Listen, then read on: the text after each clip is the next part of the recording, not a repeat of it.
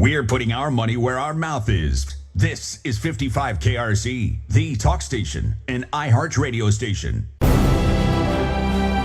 And now, Real News, RealAction.com. The radio show.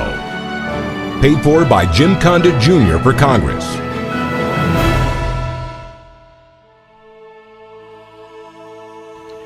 Hello, everyone. This is Gymkhana Jr. This show comes to you by the Reasonable Access Law. I hear in Canada, candidates, they're saying things similar to what I say. They won't take their money in Canada. They won't take one of the candidate running for mayor of Toronto, who we may have on as a guest eventually. She's trying to pay, and they're not taking her money but in the United States there's a Reasonable Access Law. If you're a federal candidate, like I'm a congressional candidate in the 2nd District, they've got to put your ads on, your 1-minute ads, and if they sell hour shows, they got to put your hour show on. That's how this show gets on, because you're going to hear a lot of stuff on this show you don't hear on any other talk show, because we're trying to fill in the pieces. So when you listen to Rush Limbaugh, Sean Hannity, Mark Levin, all these guys who I listen to, Bill Cunningham, I listen to and laugh and like these guys, but they're not allowed to say certain things on the air. They would be gone within a short time, including Rush Limbaugh, because iHeart is owned by what Sean Hannity, I really thank him for making the term deep state popular. And shadow government is a better word. And the first time he mentioned deep state, he played it, I repeat it every week. He played it a few weeks ago, and the first time he mentioned it in 2016 when they were rising against Trump, he said, the shadow government, the deep state. I prefer shadow government, and we did a show on that 2 shows again. Now, you might remember that not last week, but the week before, for the first 4 minutes of this show started with dead silence after that introduction, not the fault of the local people at all. But from somewhere on high, they came in, and they've done this almost every year to me. A few years ago, they did 7 minutes of George Norrie right out of the news. So the idea is to get people to turn away from the show. I don't believe for a minute that only my show in 365 days of programming on WLWW-KRC or all the other stations in the country, there's never 4 minutes of silence. You never turn on Rush Limbaugh and hear them start to play Dave Ramsey or something, or Coast to Coast AM. It doesn't happen. So I believe the local folks, as I've said, who always do a great job, both in the sales department and the producers that come in for this show, are always doing a great job like they do all the time. But somebody's messing with things on high, like they're doing to the whole internet. So we're going to cover, again, a lot of things that may be shocking to people who are not used to hearing the type of things I'm going to cover. But I'm interested in the country being saved, and those who are the criminal element that is messing up the country being identified and arrested, and we stop a lot of the stuff that's happening. Now, I wanted to start, though, with the incredible Kavanaugh Blasey Ford hearings, because nobody's getting that exactly right, I don't think. But one guy from Fox, let me introduce it this way. A black commentator who was a contributing commentator, whatever they call him, not a regular, but he comes on and they pay people, liberals and conservatives, to come on and make guest appearances, Well, this guy's name is Kevin Jackson, and he got fired this weekend for saying what I think is right on the daggone money. He maybe could have avoided the one word. But here's what he said about the Judge Kavanaugh, and the absurd attacks on him orchestrated. Here's what he said. This is his tweet, Kevin Jackson. He said, I disagree. Feminists are their own worst enemies and the enemy of women. Also, they want men to never be believed. I'm not succumbing. To hell with the notion that women must be believed no matter what. Lying skanks is what these 3 women are, and we all know more. And then he has some Twitter. So he got fired for that. He could have probably avoided the term skanks, which is a slang for derogatory slang on like for loose women or something. But his sentiment is correct. If somebody's actually abused a woman, because I got 7 sisters, I got 3 daughters. If somebody's actually abused a woman, I might give them the death. If they've raped a woman and hurt her, if I was on the jury, I might give them the death penalty.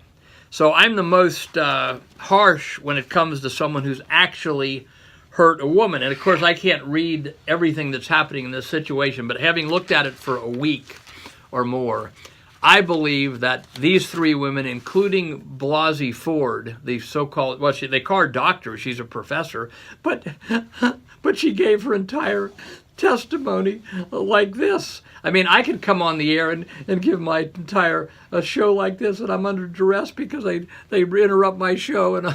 But so look, anybody can do that. What my one acquaintance said, is that how she teaches her classes? You know. So my point is, yeah, she might be a disturbed woman. Okay, that's what Joe DeGenova, the great lawyer from New York, former prosecutor in D.C., said. She's a very disturbed woman. She was moved out to the West Coast because of her very flamboyant past when she was a young woman in the East. And so that may be true, but I don't believe that's what's happening here. I believe that all three of these women, including Blasey Ford, this is my opinion, can't prove it, I believe they're deliberately lying. She came out there and she couldn't remember the time, the place, the date, who brought her, how she got to the house, that she can't identify how she didn't get to the house. But when Dick Durbin, the senator, asked her, how sure are you that it was Brett Kavanaugh that abused you, she leaned into the mic and said 100%. That's the only thing she can remember. So I guess we're supposed to believe she claims that she thought he was trying to rape her and maybe kill her. Now, either she's mentally disturbed or what, this has happened so many times in her life that a guy threw her down and she thought they were trying to rape her and kill her. What, did this happen 10, 15 times in her life that it's such a blasé, normal, to use a pun, normal event that she can't remember where it happened? No. And she lied outright to delay. They're trying to delay. The Democrats are, the top Democrats. And most people, it's not your father's Democratic Party. Everyone that's got any sense of morality or sense should be leaving the Democratic Party and reforming the Republican Party, because the Republican Party is largely no good either. Trump's not doing right in the Middle East, but everything else, Trump is shaking things up, and they want to get rid of him.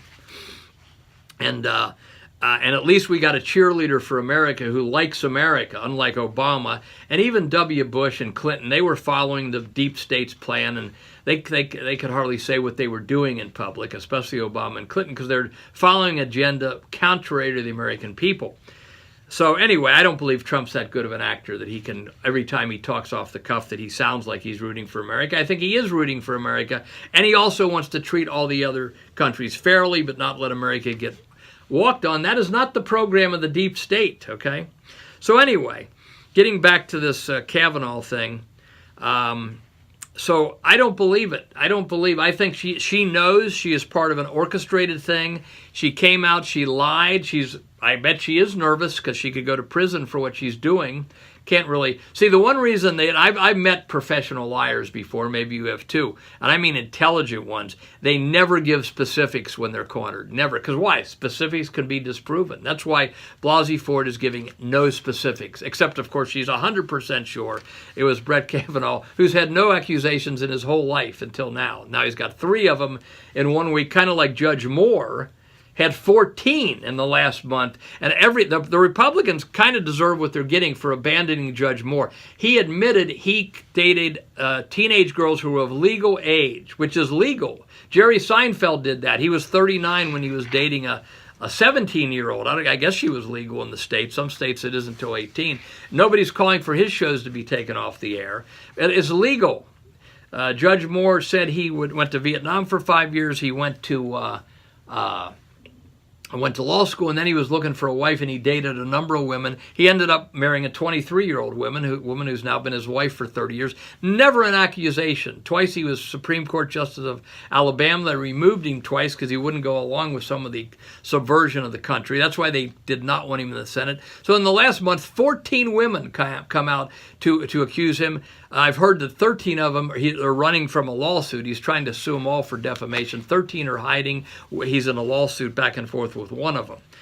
So everything that could be proven. Gloria Allred came in from Hollywood to orchestrate it against Moore. So when I don't care if any of these people, I don't care if Schumer was accused in the last month of no evidence. You can't go with this type of thing. And that's what's in the balance right now, because you got some of these weak Republicans who may be able to have their card pulled, blackmailed, or they get, we're going to give you a great job or whatever, put $250 or $1 million in a Swiss bank account for you. So we'll see what these weak Republicans do, some of whom I believe were put in by vote fraud, but I won't veer into that now. So anyway, that's what. And then the third charge was so off the wall that Ted Cruz looked at the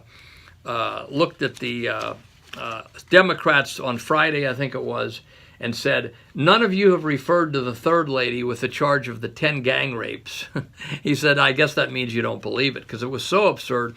This gal said, not women do get abused, but she claimed that there was gang rapes at the high school parties of Catholic schools, and there were 10 guys standing outside the door waiting to go in and abuse this women.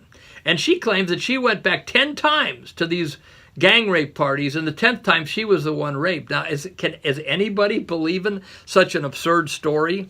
So the point is that the third one they've kind of dropped, and I think they went too far. I think everybody sees that the third charge the second charge is ridiculous too.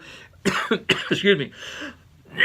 You got a cough button. I should have hit that. But the second charge is ridiculous because the woman that made the second charge that he exposed himself, in her very testimony recently, she said like 2 weeks ago, for 6 days, she wasn't sure who had done it. She talked to her lawyer for 6 days, and then on the 6th day, she was sure it was Brett Kavanaugh. So then she accused him on international TV.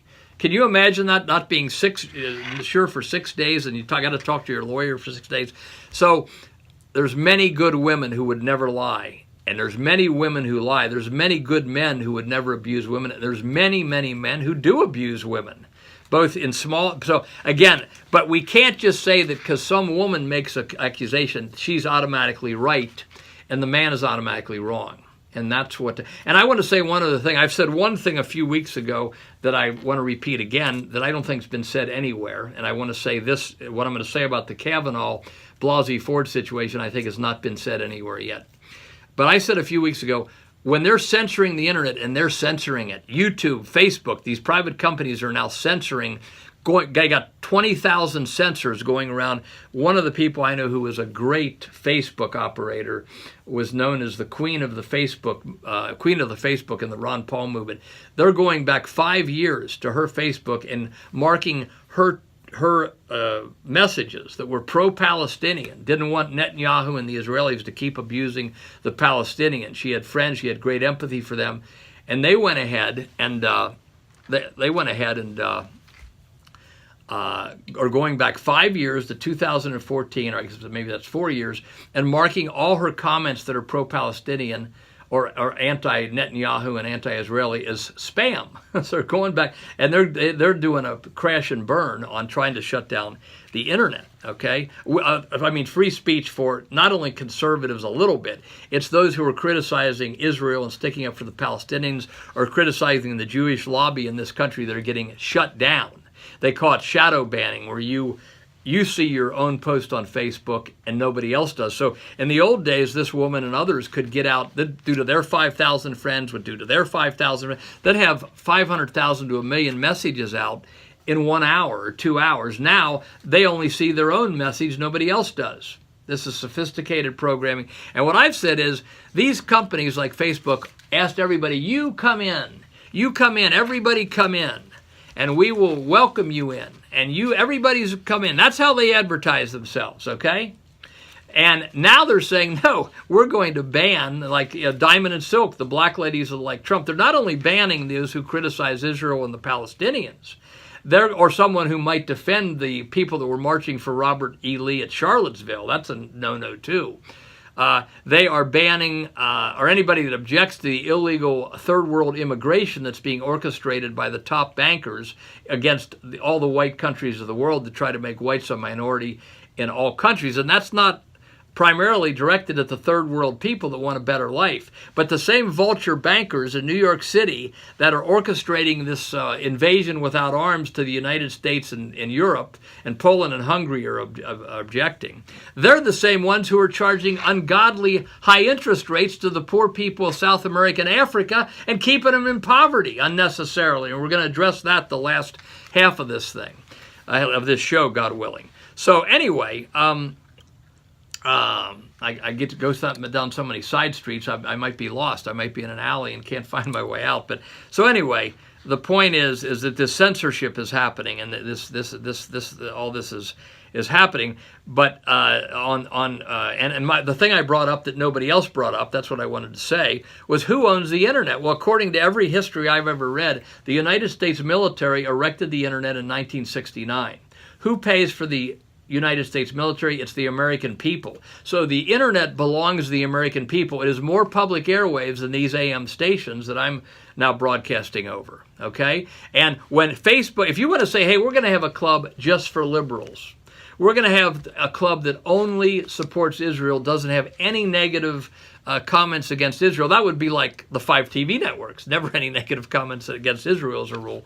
But if you want to say that, then say it. But then you can't lure people in to put 5 years of their life in or 10 years of their life and now say, oh, now we're going to discriminate. So that's what the kind of lawsuit that needs to, or the legislation by Congress that needs to be done against these big Facebook, YouTube that have had unlimited funding mysteriously like Amazon has, unfair competition against everywhere else. They're getting their funding from the international bankers behind the Fed and behind the Goldman Sachs and behind the International Monetary Fund. And so when they want a company to succeed like Amazon, they pump unlimited money into it, okay? And that it's unfair competition, as Professor Kevin Barrett has pointed out from the Midwest. I can't remember what university he's at right now. So I haven't heard anybody say that. The internet or the public airwaves, we paid for it, and nobody has the right to. And Stefan Molyneux is a guy in Canada. He's bald. He's about 45 or 50. And he does 1.5 to 2 hours philosophical shows. I can't believe he stands there and does these shows with guests or without them.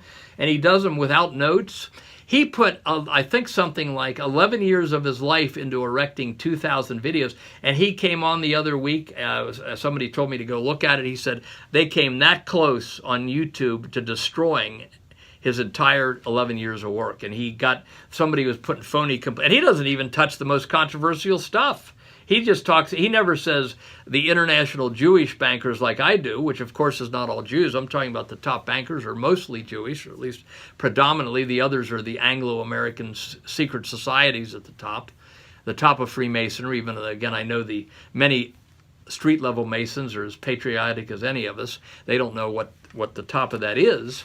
They shouldn't be taking those oaths that they're taking, or they probably most of them probably look at them as like Captain Dakota ring type oaths, but at the top it gets serious.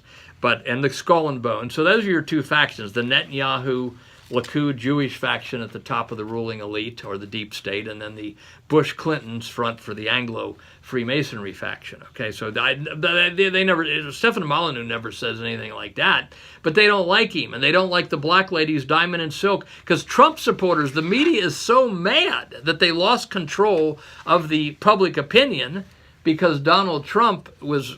Actually, I don't think there's anybody like him in using Twitter and talking in a way that people can understand. See, that's why they hated Joe McCarthy, the great Senator Joe McCarthy in the 50s that tried to save America then. That's why they hated Pat Buchanan in the 90s. That's why they hate Trump, because these guys talk in language that people can understand. And Ron Paul also.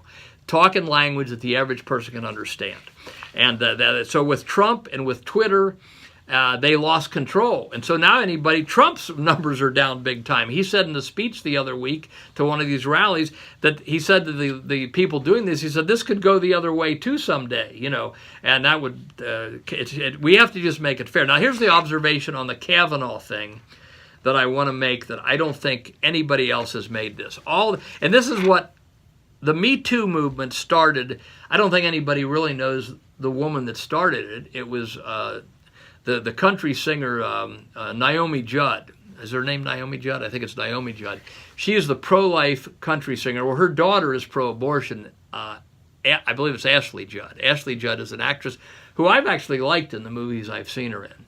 But she got abused as a child. She's pro-abortion. She kind of lost her mind the day after the Trump thing when she was doing that speech in Washington, D.C. But Ashley Judd came out and accused Harvey Weinstein.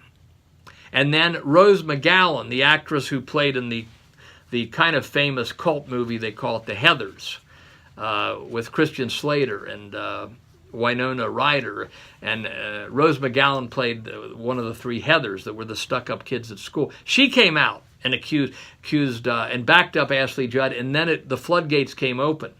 And I look at this as very encouraging that finally that abuse of women in Hollywood is finally on the table. Shirley Temple wrote about this, about her when she was a girl. I mean, talking, 8 years old, 10 years old, she was being aggressed upon. Her mother was protecting her, but she was being aggressed upon at 14 years old and 10 years old by these Hollywood producers. So they got Harvey Weinstein going. But here's what I don't like, and that's fine. All that's great. I'm so glad Ashley Judd and Rose McGowan did that and others. But here's what I don't like about, because then the feminists, the evil feminists, hijacked the Me Too movement. And here's what I have to say about the Me Too movement and to all these evil feminists.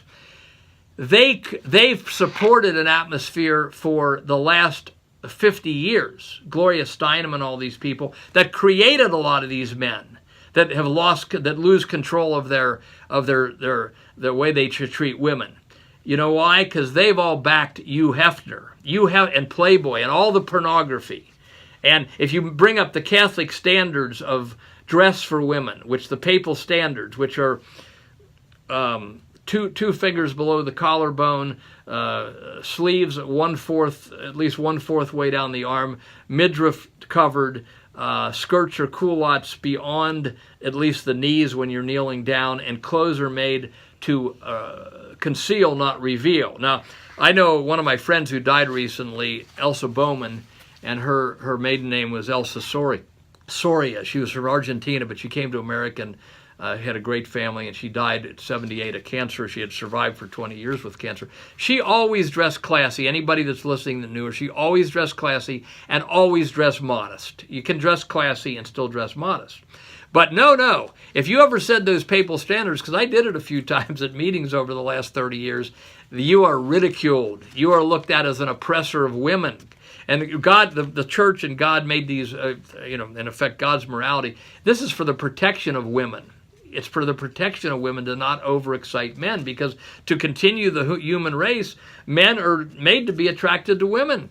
So, but all of these Me Tooers that have hijacked the movement and are saying you better not disbelieve any woman who says anything, no matter how absurd, they have supported, there's not one commentary. I'd like somebody to point out one commentary against Hugh Hefner. I'd like somebody to point out one feminist who said anything against Hugh Hefner, who was part of the deep state. In 1953, the year that I was born, there was rules for the mail for the U.S. mail that you couldn't put off-color stuff through the mail. Well, somehow Hugh Hefner was allowed to do that in Playboy, and just to show you don't miss that he was from the deep state, his first centerfold was Marilyn Monroe, the top star, or one of the top stars in Hollywood then. So he was the deep state, and this was to break down the morals of men and make it the pornography society we have now. And a lot of these men, they lose control. They weren't taught custody eyes. I mean, it's hard enough when you're taught right. And so not one of these feminazis or these feminists have ever criticized the Hugh Hefner and all the men and the people running the 5 TV networks. They've never criticized them ever for spreading this atmosphere of immorality, which leads to men thinking they can abuse women, that women are objects. Not once. So I want to say that. I don't think anyone said that on the air, but I wanted to get that out. Now, we're about 30 seconds from a break, and I'm ranting on about this stuff, but we're going to try to get into the money thing here. I do want to say something about censorship in Red China by Google, which is what they're practicing to bring to America. And I guess, are we ready to take a break, Mrs. Producer? All right, here we go. I'll be back in just a few minutes. Jim Condit Jr. Here on WKRC, paid for by Jim Condit Jr. for Congress.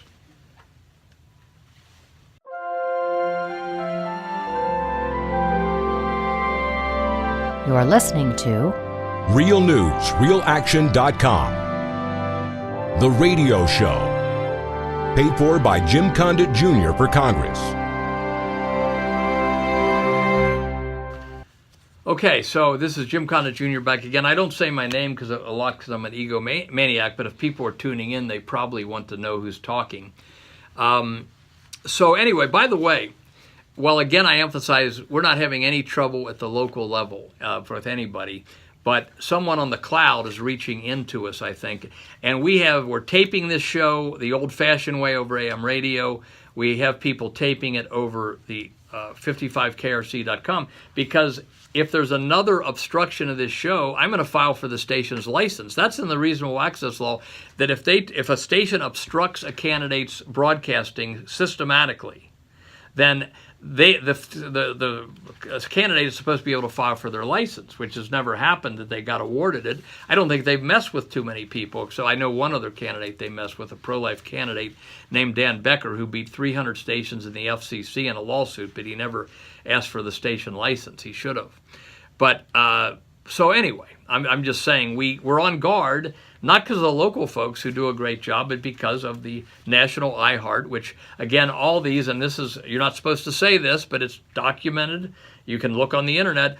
All 5 TV networks in iHeart are run or controlled anyway by Jewish interests. And they're not Orthodox rabbis. They're liberal, atheistic, agnostic, usually, type Jewish. And this is why you never hear any criticism to speak of Netanyahu. And even though 1/3 of the people in Israel vote against Netanyahu, and when Pat Buchanan interviewed Ralph Nader in 2004 in the American Conservative, Netanyahu said there had just then been a 300,000 person demonstration against Sharon, who was in the Likud government at that time. We never heard about that 300,000 person demonstration here.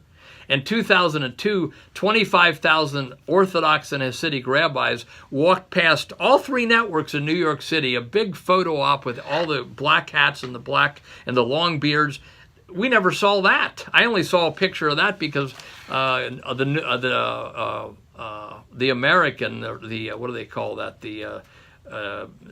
Not the New American, but the Brave American, or whatever the guy called it in Arizona. He published a picture of it. That was censored, and they walked right past all of the ABC, CBS, and NBC, and they didn't film them. So there's a lot of censorship going on, and even the Jews who are opposed to what Netanyahu is doing to the Palestinians. And there's plenty of Jews over there. The soldiers are called refuseniks. They get put in jail because they won't do it anymore. There's a few hundred of those going all the time, serving jail times because they refuse to keep persecuting the Palestinians, okay?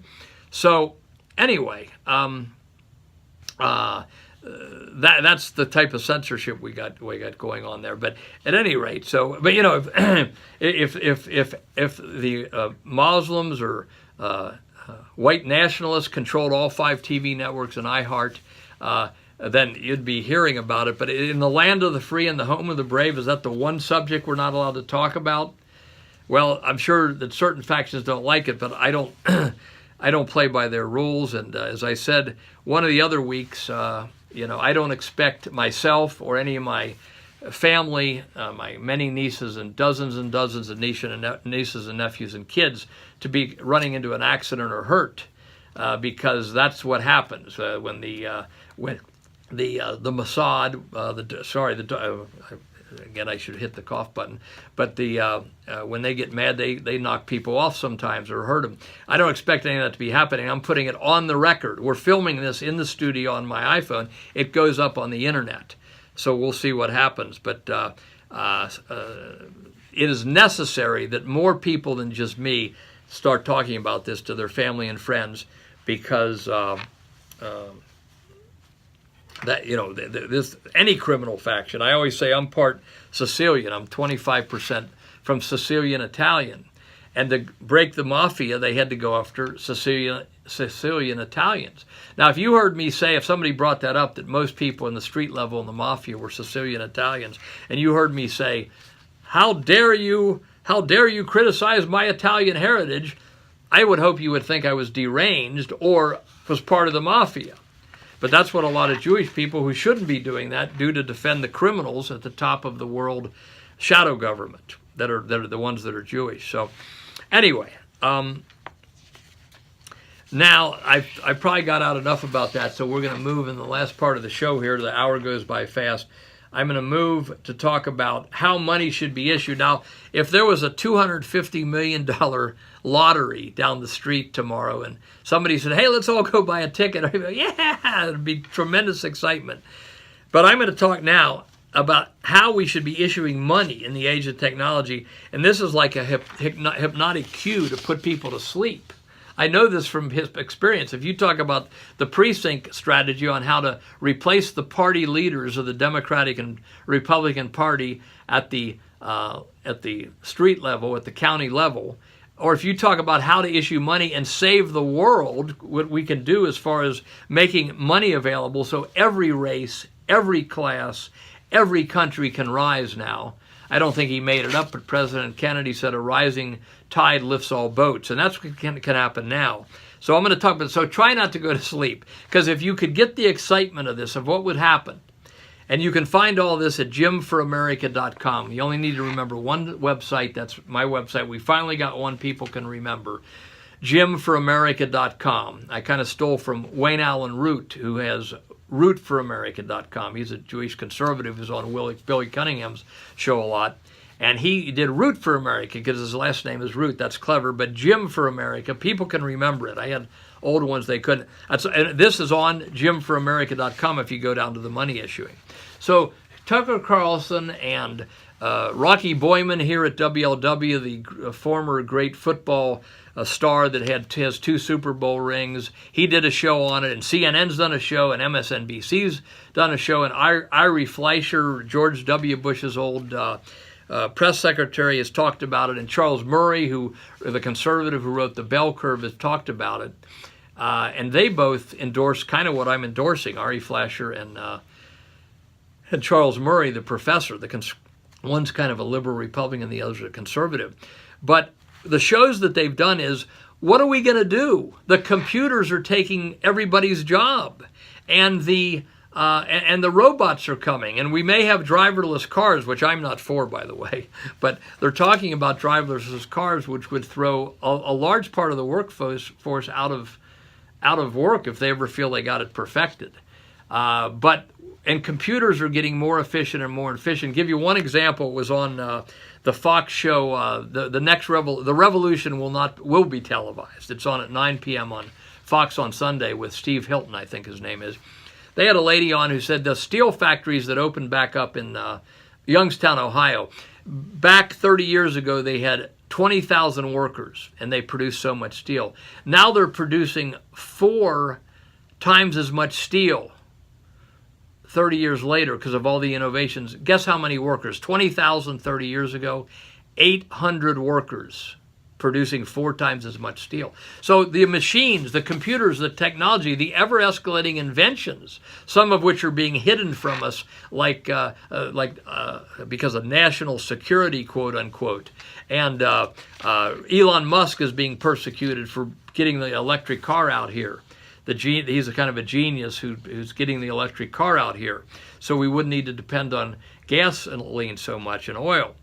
What's going to happen, and is it a bad thing? Well, it's not a bad thing to stop men and women from having to do drudgery work, but what has to happen? So I want to explain this in the last 15 minutes of the show. Don't fall asleep on me, please. This is important questions, and if you could get the excitement of this, there could be a upswell to have Trump.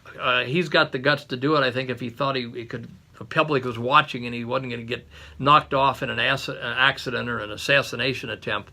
We need to replace the Fed, which operates in secret. Our voting is operated. The computer votes are in secret, and the way they issue money is now in secret. The Fed told Congress in 2012, the Federal Reserve Board, they said, we're not going to tell you how much money we're issuing. And except for Ron Paul of Texas and Grayson of Florida, a Democrat, Congress Grayson of Florida, who ridiculed the Fed.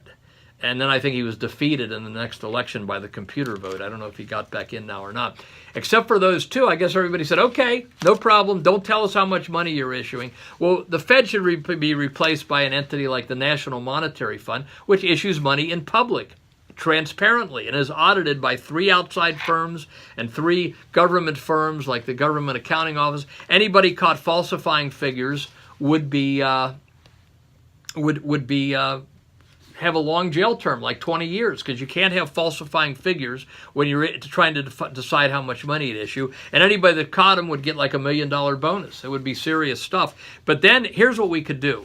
And you got to ask yourself first this question, because and I'm a conservative my whole life, and I uneasily in the 80s, believed in the gold standard. We need gold to issue money uneasily. But in 1987, my dad said, one of our friends, my dad said to me, Bob Conlon wants to send somebody to see us. Somebody was down here from Canada. And so I called Bob, who I think might still be alive in his late 80s. And I met a guy from Canada from Towards Tomorrow. They called themselves Towards Tomorrow, Vers Domain, or also Michael Fighting. And his name was Jean Pierre, at least that's the name. Maybe that was his first 2 names. And Prime and Wine, the old great restaurant there at Kenwood in Montgomery, we ate there. I was running a business then and took him out to dinner. And I sat down at that meal knowing in my heart I didn't understand economics. But when I got up from that meal, I knew for the first time in my life I did understand economics. And he told me these things. But the first question is, what is money? Let's just think about that for a minute. You'll be ahead of all the people that went to college for economics if you understand the concepts I'm going to say in the next few weeks.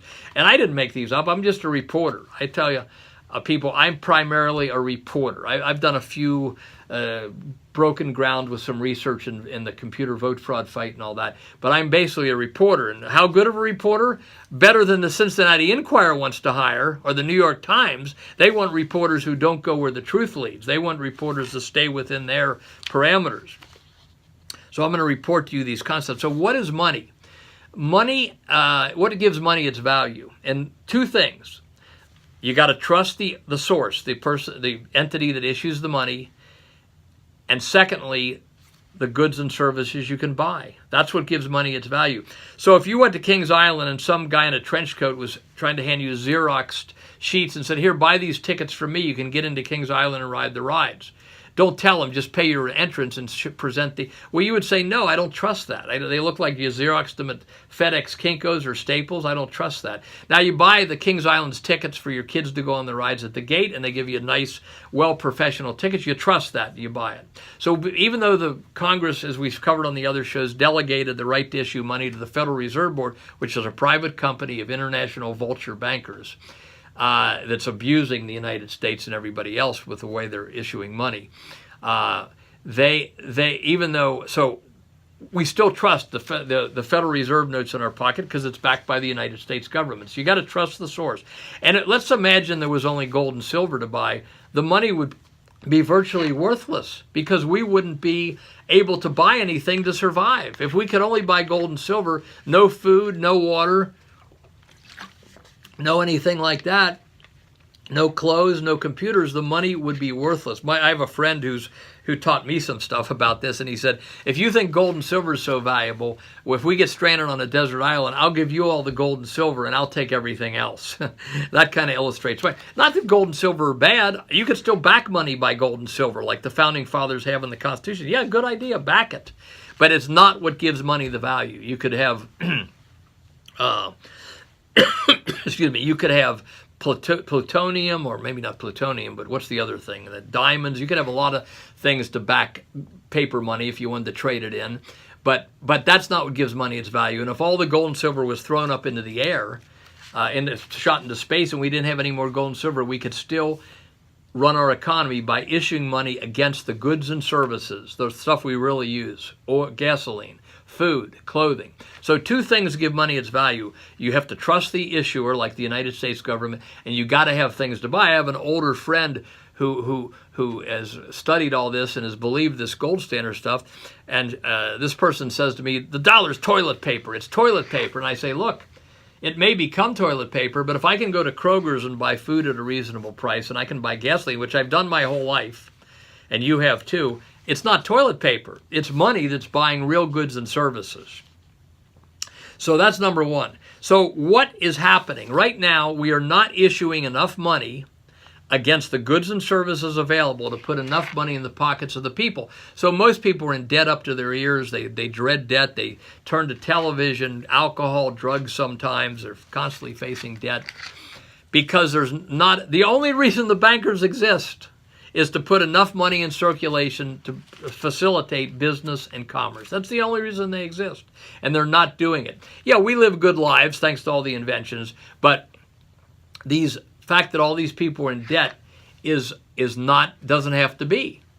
So what I'm saying to you is that we have a few years ago, 2014, we have a GNP, all the goods and services, which I already calculate, $16 trillion, and all the wages, all the welfare, all the unemployment, all the Social Security amounts to $9 trillion that's in circulation, $7 trillion short. Now, with the people that advocate this system that is called social credit, in the old days, that's a terrible name for America because it sounds like you're going to say socialism.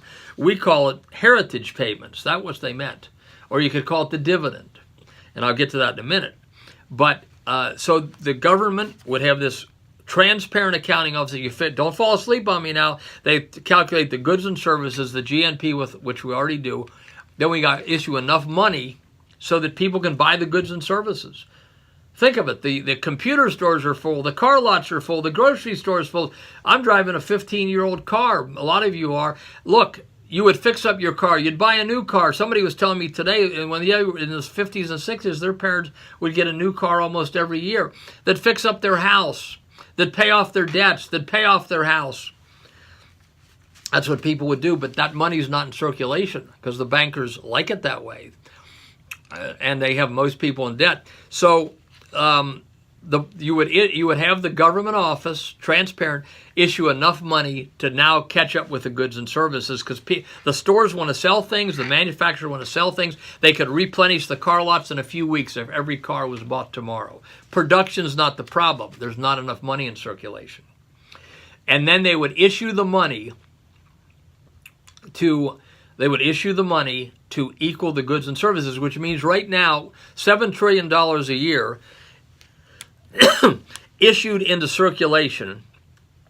Every adult over 21 would get $1,600 a month. Now, conservatives rebel against that. They say, well, isn't that free money? And I'll get to that in a minute. But that's what we need to have enough money in circulation. And it's going to get worse in the future. And the guy that invented this system, who was managing part of Great Britain's economy back then, noticed this can't work. There's never enough wages in circulation to pay for all the goods and services that are available. And he proved that because wages are only part of the cost that go into goods and services. So you would issue that.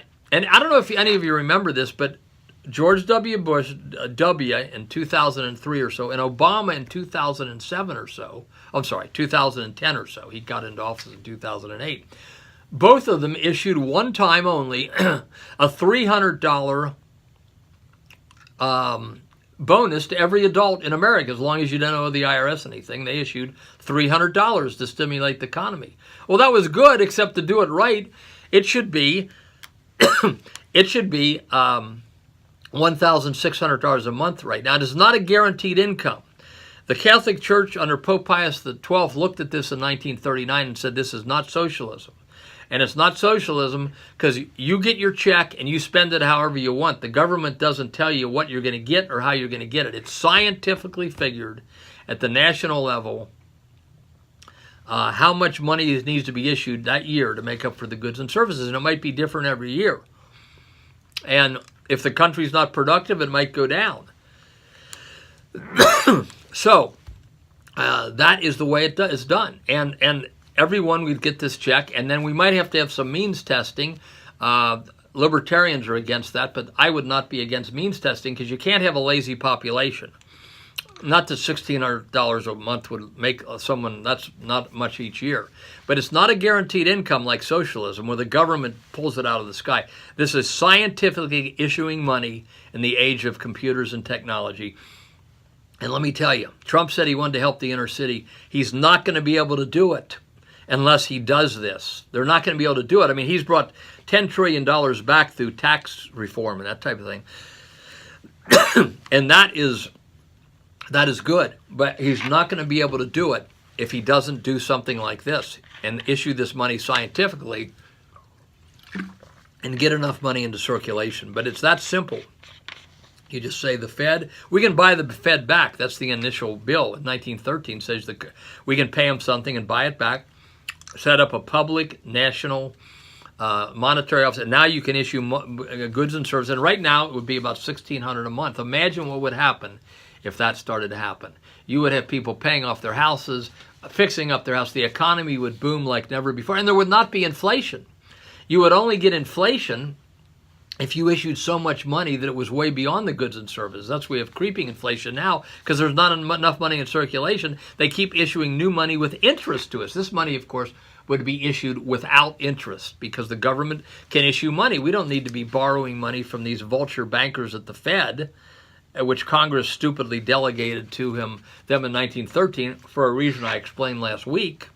We don't need to be doing that. We can, Thomas Edison and Henry Ford, we can just issue the money. If you can borrow, a government can borrow from private banks and pay them interest and have interest built up on all of us and our children. They can issue the money without interest, and that's what should be done. And if this happened, we would just repudiate most of that $21 trillion that's interest to these vulture bankers.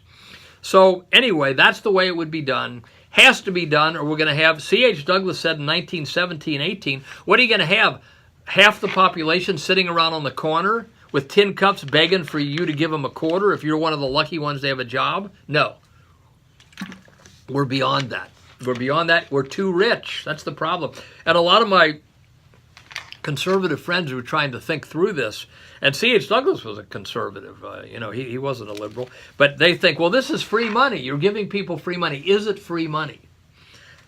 The answer is yes, it is free money to us. It's like if you had a rich uncle who died, you never even heard of your rich uncle, and they came in and they said, hey, Bob or Sue, your rich uncle left you a trust fund, and you're going to get $1,600 a month this year, or maybe $1,800 next year, or $1,400 the year. You're going to get about $1,500 every month, or something like that. Then yes, the money's free because your rich uncle made the money. In that sense, it's free. He made it. Well, who's our rich uncle? Thomas Edison, who invented the light bulb and audio and video, 3 big inventions. Nikola Tesla, who they stole his inventions for a lot of the things going on. They're the really big inventions, cell phones, anything with vibrations with Nikola Tesla. Steve Jobs, who now passed away. Buddy LaRosa, who delivers pizzas for a fair price. The guy that made this chair I'm sitting in so that it doesn't collapse when I sit down in it. Every invention and innovation that has been made all add up to that's our rich uncle. And each generation, as the new generation comes, all of humanity, C.H. Douglas and Louis Evin and the others said, should participate in our human progress. Not just the bankers who were skimming $7 trillion off to build their world communist state. And I didn't get to how Google was cooperating with Red China to censor the internet over there. I'll get to that next week because we got to get back into that. But so, yeah, in a way, it's free money from our rich uncle, all the great people that went before us, both the great inventors and so many people I know, of which I'm not one, that when you got a problem, they come and fix it. Excuse me, all the goods and services. And we're too rich, and this is how you do this. And listen to me now. When Jim Traficant, I became his friend in the last months before he died. I drove him to his last 6 events. And Jim Traficant, when he was hard to ignore. He had a big John Wayne booming voice, but he wanted to pay attention and say, hear me. He'd lean into the mic and say, hear me. Hear me. Every race, every class, every country, every ethnic group could rise if this system was implemented. And as Trump would say, it would happen fast. So I'm just a little reporter here in Cincinnati, Ohio. I'm an insignificant candidate. I'm not calling myself names. Let's see, do we got the music playing yet, Mrs. Producer? Okay, turn it up so I can't hear it at all. But at any rate, well, don't turn it so loud they can't hear me because maybe my headphones aren't working. So we don't have much time here. But so I have the best program that I'm reporting to you on for Christianity. And I don't know, I don't know, we may be going off the air right now, it sounds like. So, sounds like we have some time. Gymkhana Jr., gymforamerica.com. Tune in next week. I got a show on every week at 10 o'clock from now to the election day. Gymforamerica.com. Thank you very much.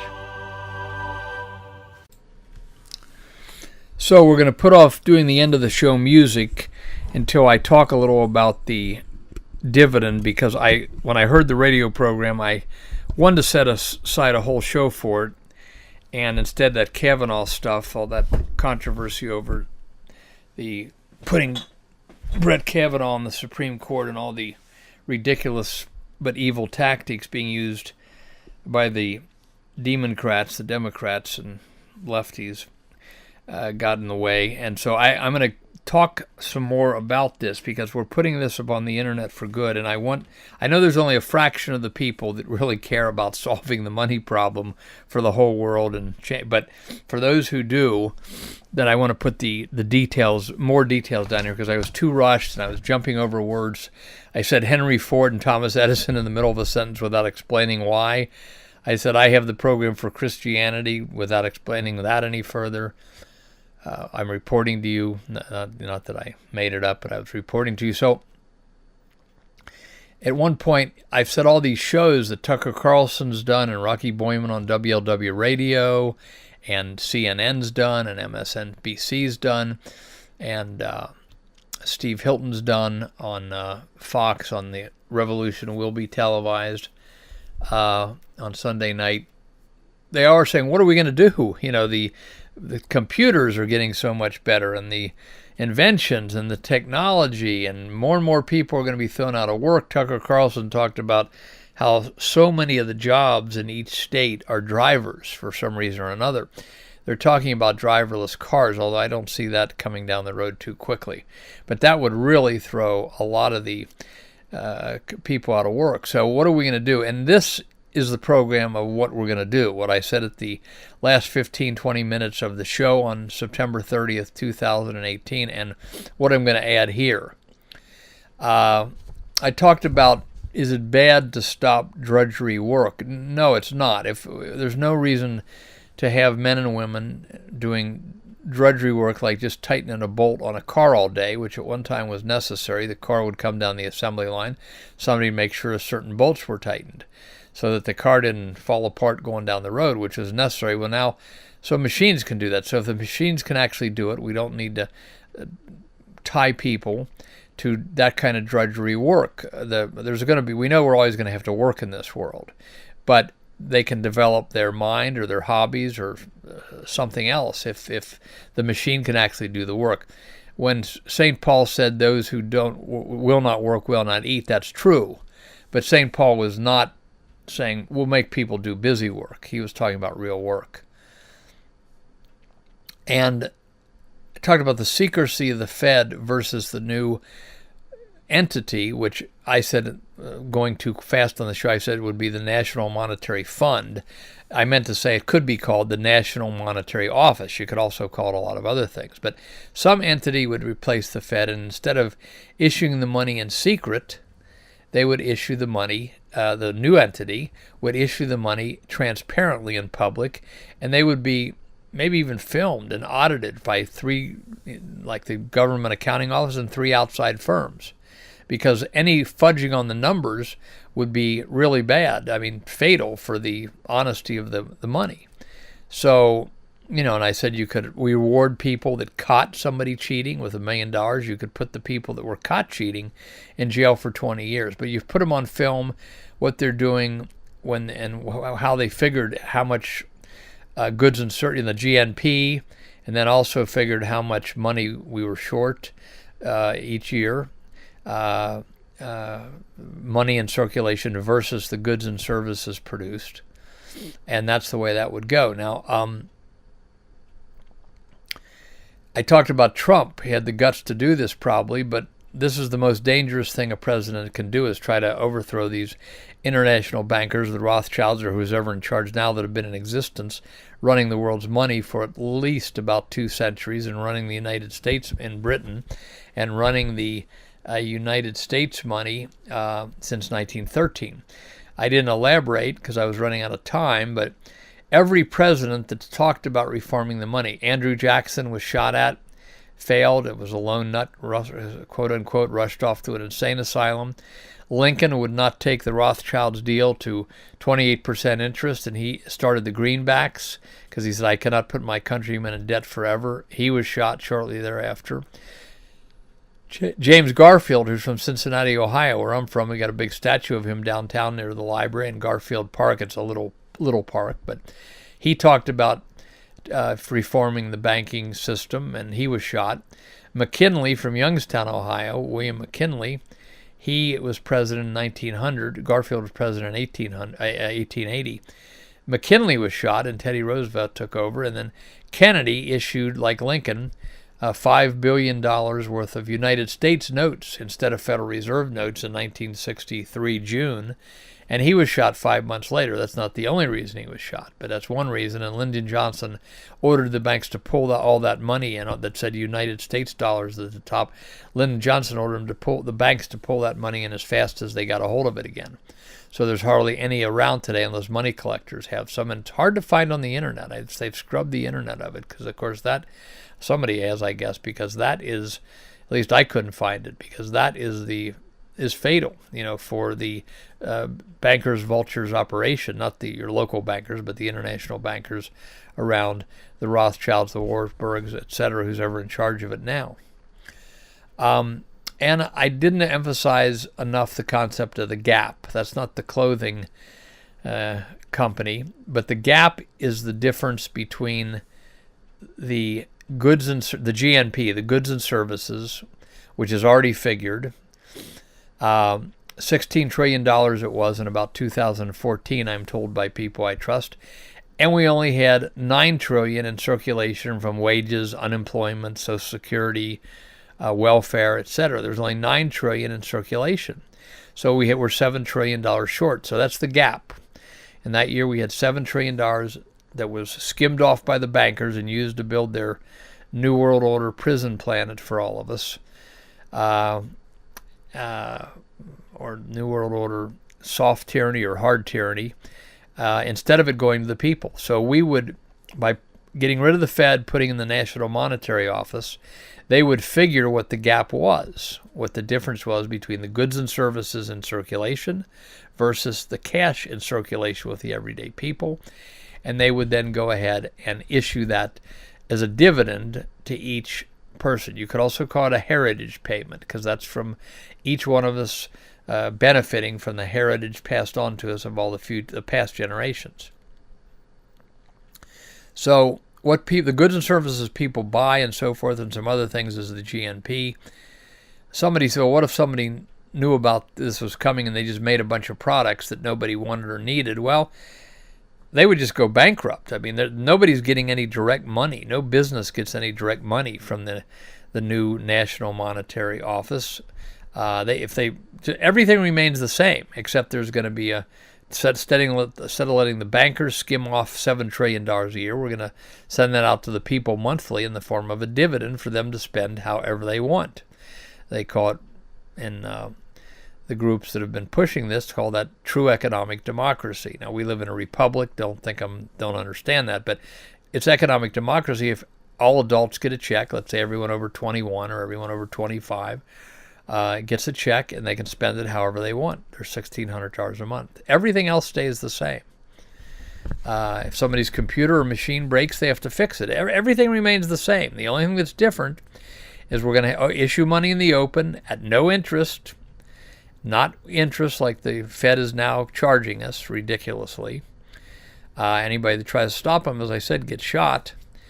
So that's got to be, we got to stop that and arrest them.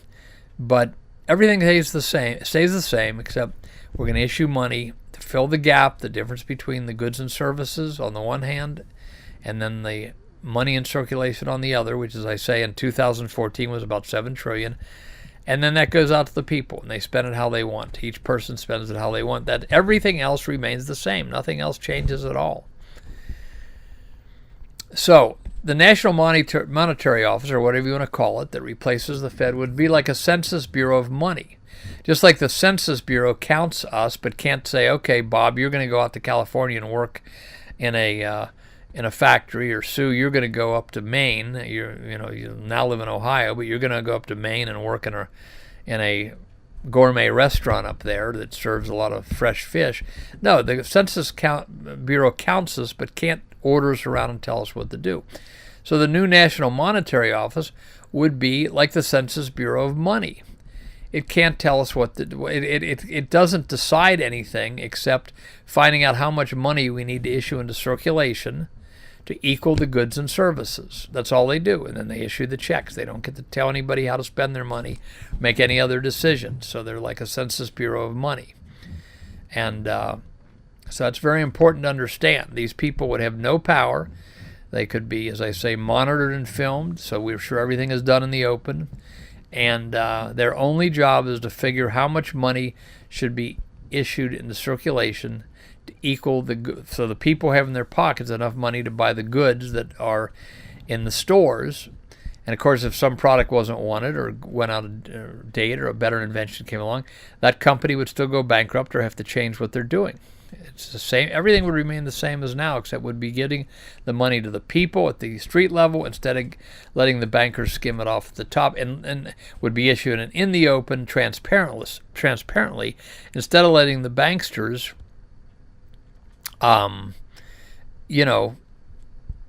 we don't even know what they're doing because they're doing it in secret. It couldn't be more insane. And I mentioned in the thing that the only people that objected to that in 2012, when the Fed told the Congress, we're not going to tell you how much money we're issuing anymore, only Congressman Ron Paul of Texas and Congressman Grayson of Florida objected to it. And when I said Grayson made fun of them, he made fun of them in the congressional hearing.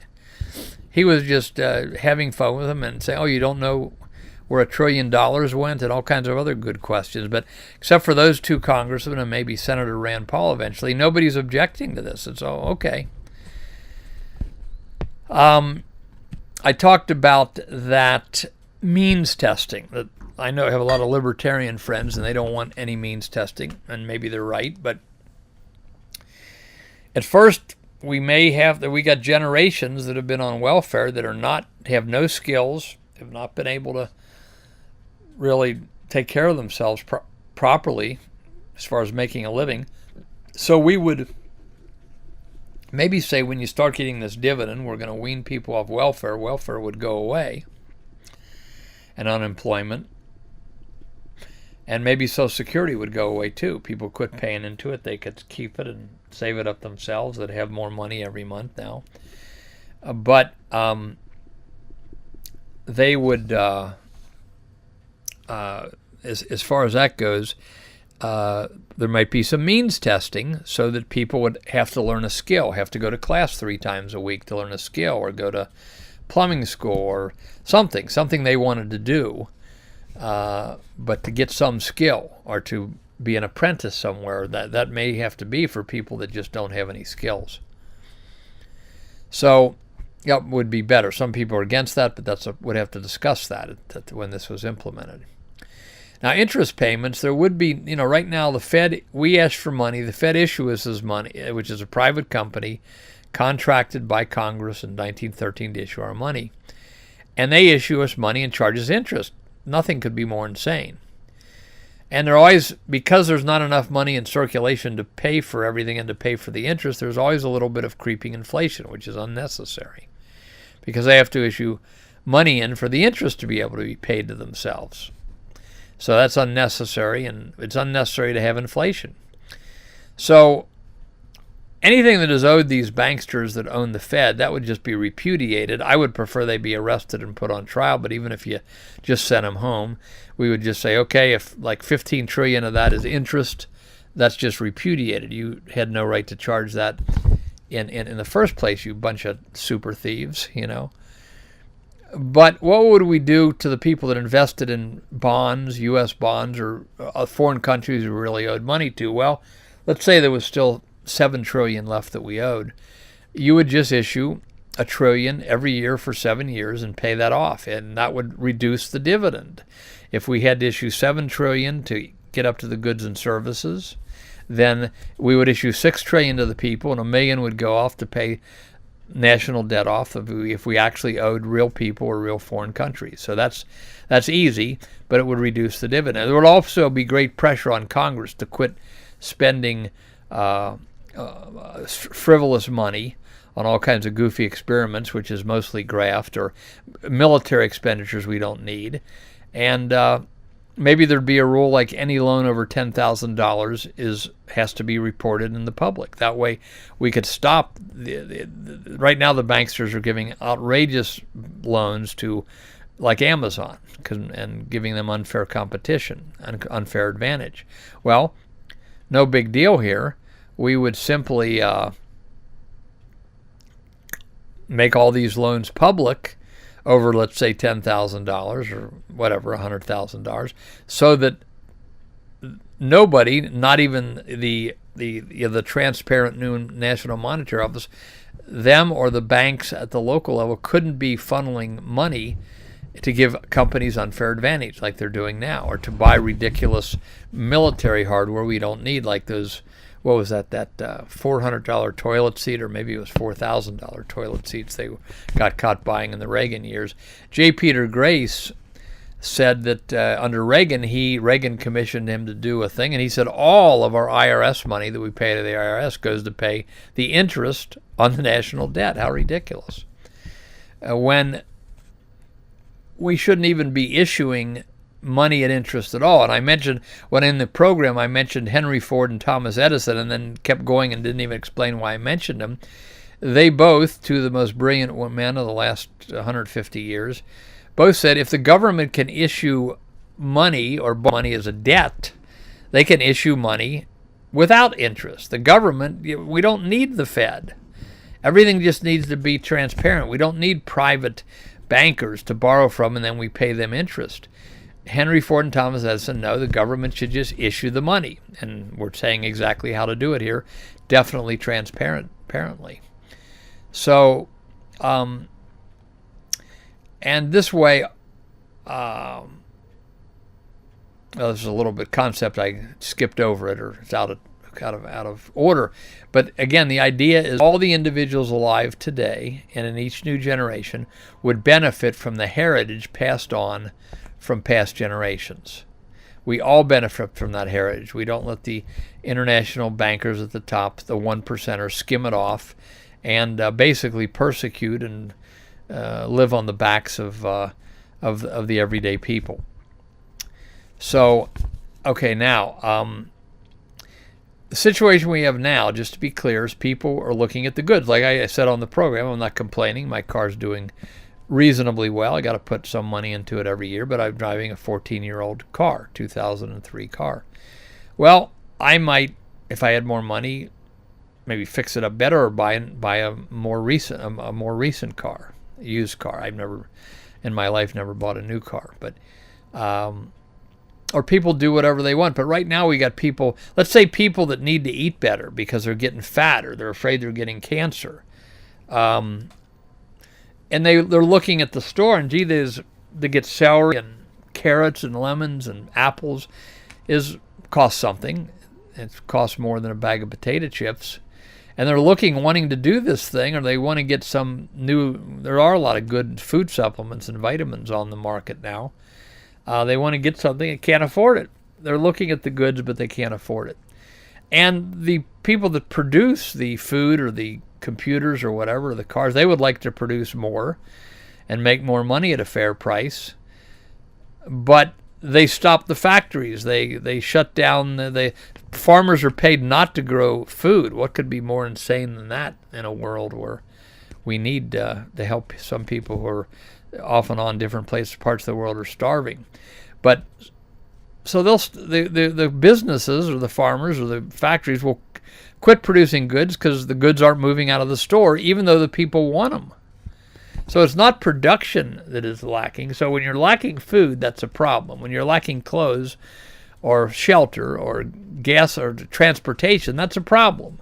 But when you have all those things and the people want them and the factories want to produce more, and all you're lacking is the money, then it's the bankers strangling society and not doing their job. Their only reason to exist is to facilitate business and commerce between people and between businesses and people and people and people. That's the only reason they exist.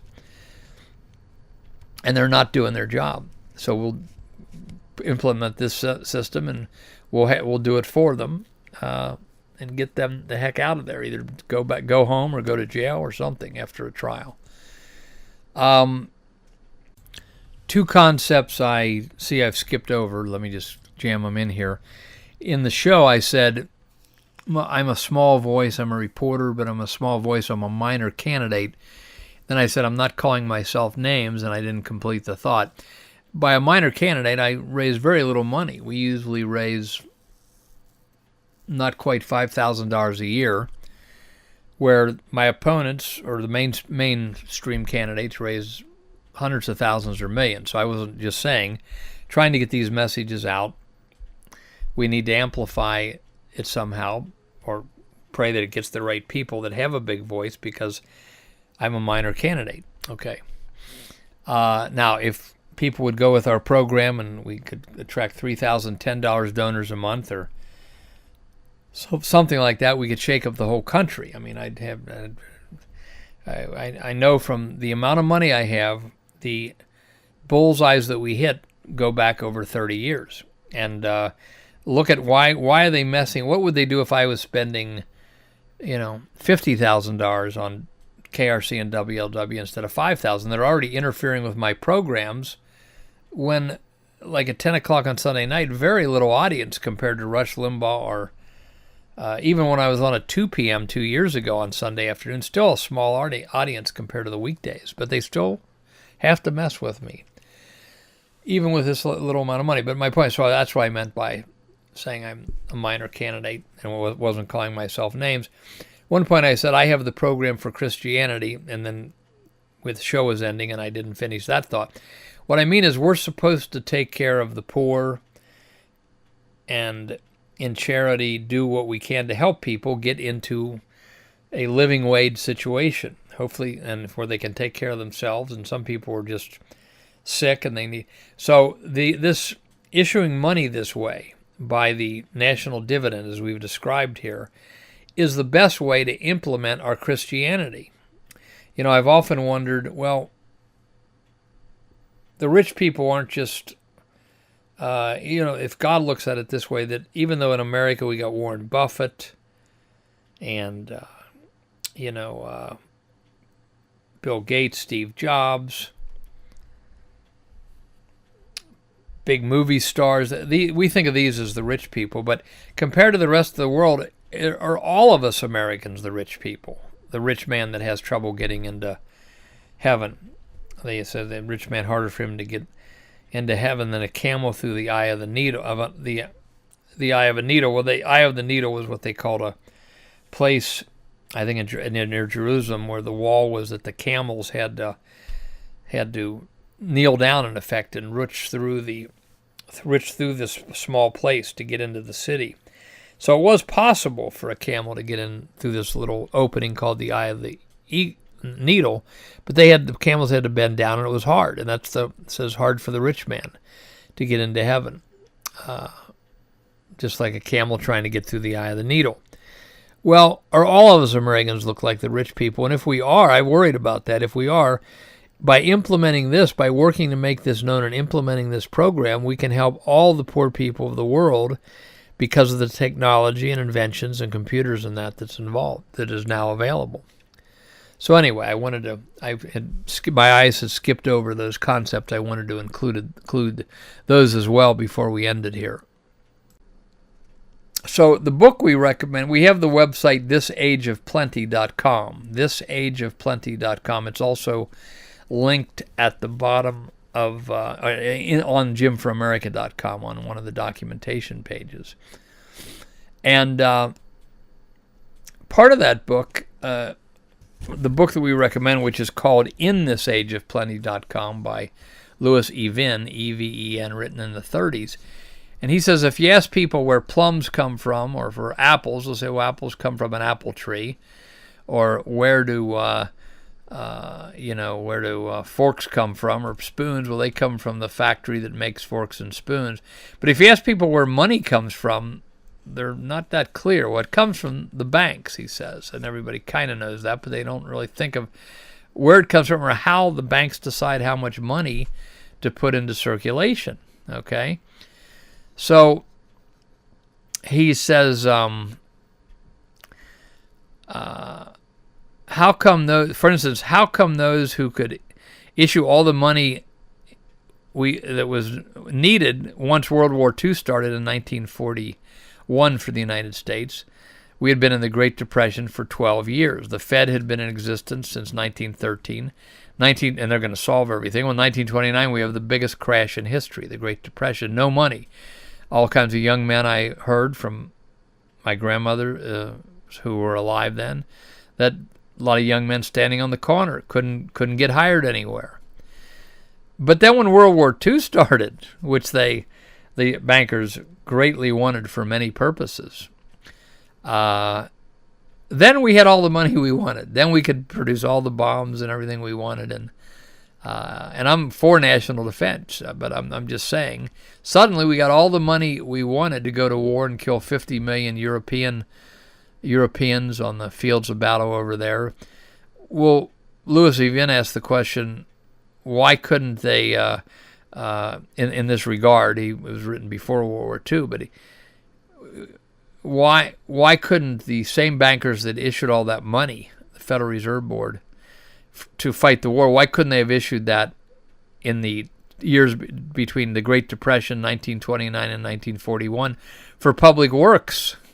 Because they were strangling society, they were taking over a lot of the property of the United States, and they also wanted people to be grateful when the money loosened up, and well, that's because of the war. But people didn't think they could have easily issued that money during 1929 to 1941. If you think about it, it's a great point and should make you steaming mad at these vulture bankers who are doing a lot more than just making profit.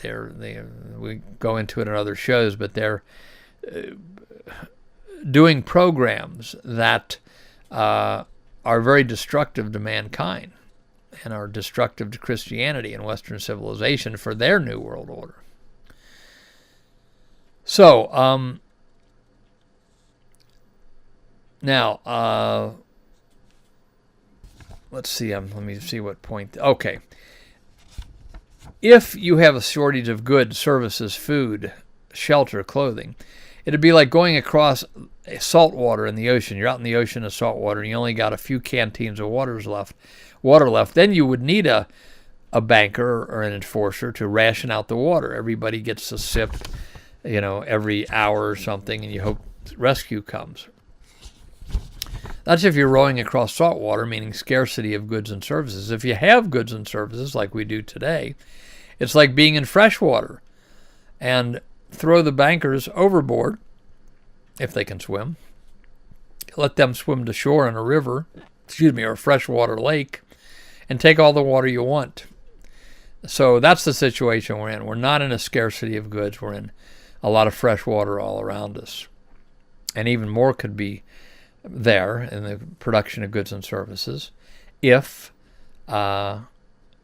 you issued money properly.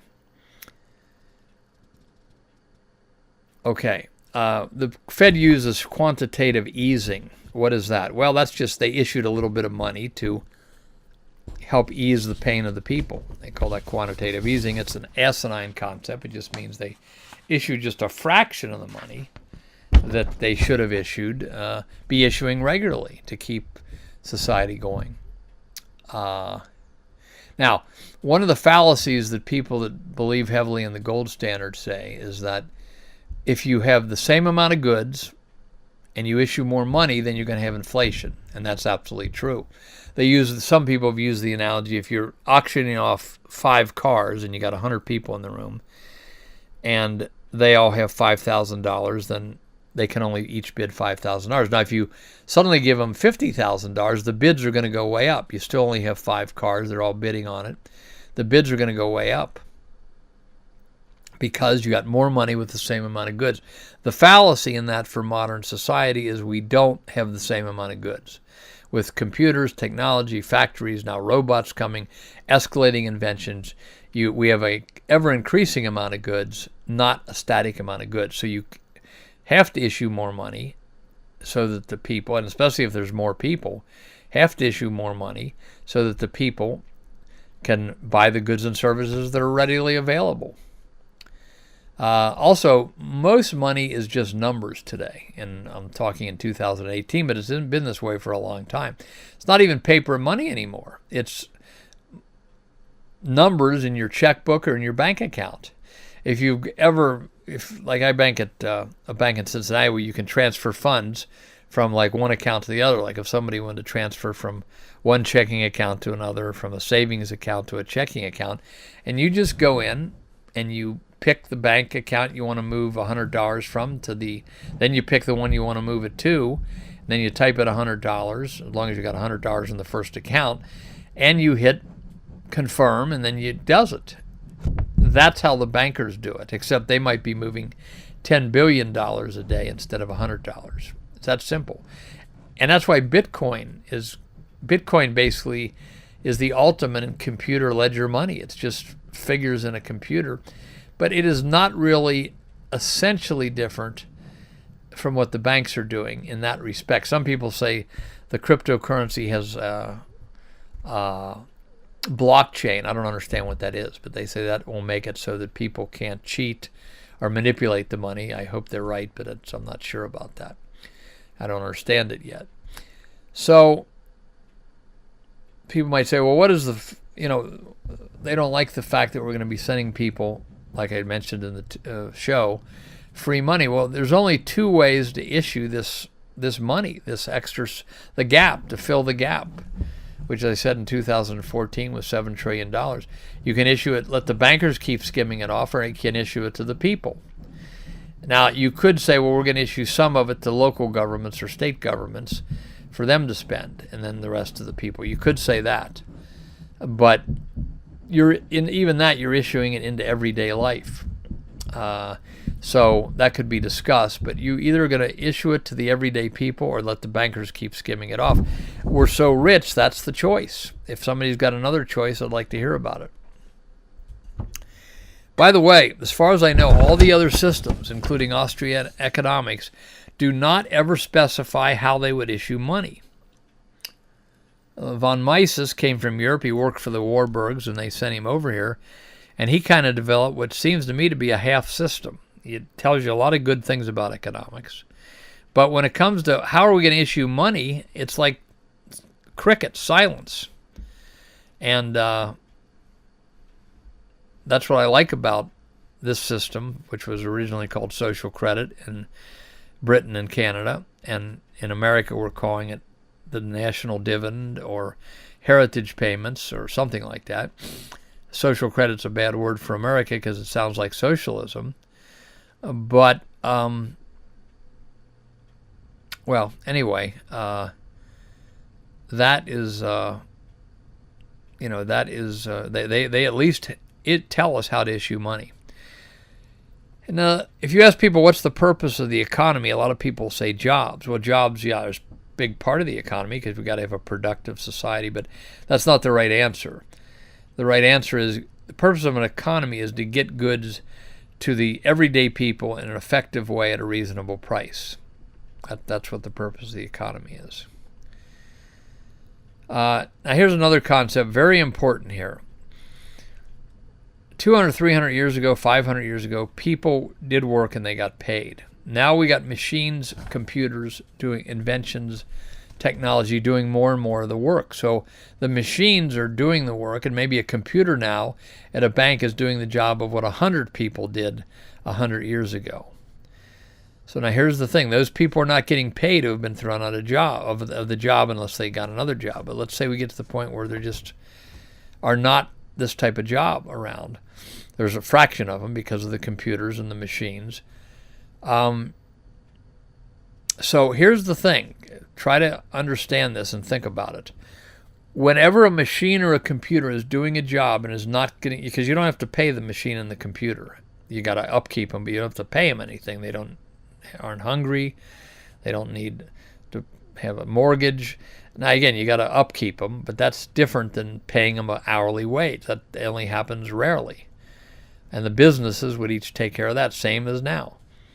So, but what you would have paid the people that are doing that job, what you would have paid them, that in effect goes into the dividend fund. So what you would have paid the people, now the machine's doing it, you don't have to pay the machine. That in effect goes into the dividend fund. Now in reality, it's going to be figured by the actual GNP, what goods and services were bought and used, etc. It's going to be figured that way, of the difference between the goods and services, the GNP, and the money in circulation each year. But so for the business, nothing changes, but nobody has to pay the computers or the machines to do the work that people once did. So when that computer, let's say, is doing the job of 100 people, you can in effect issue the salary of those 100 people into the dividend fund to be divided up amongst all the people. Of course, you don't need to do that because you just do it by GNP versus money in circulation from wages and unemployment and welfare and Social Security and so forth. A lot of that would be cut out, though, with the dividend. So everything remains the same for everybody, except the dividend is issued to fill the gap between the goods and services and the cash available. And this system, the transparent new monetary office, National Monetary Office, would stop the banksters from skimming off $7 trillion a year and buying up Europe and doing all the other stuff they're doing that they shouldn't be doing, the black operations. I don't mean race there. I mean the evil undercover operations, or all the stuff they're buying up the media, all the stuff they're doing. They wouldn't be able to do that because now everything, including loans over, let's say, $10,000 to businesses, are going to be transparent. So everyone would be able to see what's happening, and there'd be agencies within the government and private firms paid to audit them, and with big rewards if they find somebody cheating or trying to cheat. So, in other words, the $7 trillion or so that's now being skimmed off the top each year by the Rothschild international bankers, that same $7 trillion would now be issued into the pockets of the everyday people through a dividend, which would now be, as I say, about $1,600 per month for every adult over 21 or whatever age you wanted to pick. Okay, that's it. We're now going to go into the music for the end of the show, and I hope this was helpful. But you can go to the thisageofplenty.com, and at the bottom you got a link to the book in thisageofplenty.com. And quite frankly, you generally have to there's a Professor Heydorn, Heydorn, who is alive and lectures and writes on this subject, and you probably have to Google social credit to get a lot of the information and discussion about this. There's a book by Dr. Gary North, called Salvation Through Inflation, which he tries to debunk social credit, so if people could read that too.